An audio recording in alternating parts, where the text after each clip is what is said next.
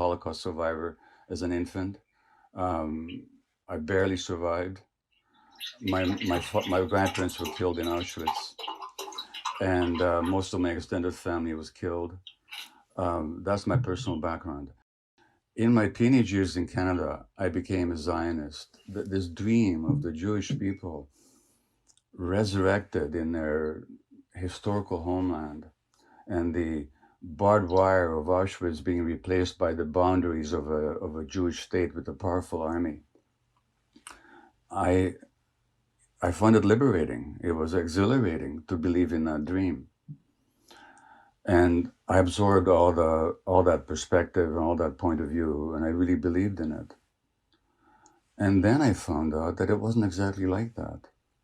That in order to make this Jewish dream a reality, we had to visit a nightmare on the local population. You couldn't, there was a Zionist slogan called a land without a people for a people without a land. But there was no there was no land without a people. There was people living there who'd been living there for hundreds and years or even longer. And there's no way you could have ever created a Jewish state without oppressing and expelling the local population, which is what they did in 1947, beginning in 1947. And first of all, with British Empire protection, but they did this. And then in 1948, Jewish Israeli historians, have shown without a doubt that the expulsion of the Palestinians was persistent, it was pervasive, it was cruel, it was murderous, and with deliberate attempt. So that's what's called the Nakba in Arabic, the disaster or the catastrophe. Now in Canada, there's a law that you cannot deny the Holocaust. I don't believe in such laws, by the way.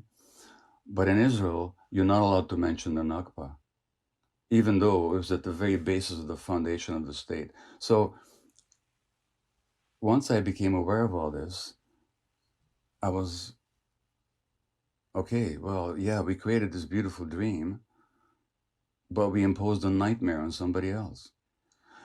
And then I visited the occupied territories, Russell, during the first Intifada.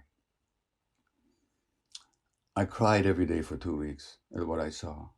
The brutality of the occupation, the petty harassment, the murderousness of it, the burning down of Palestinian or cutting down of Palestinian olive groves, the denial of water rights, the humiliations.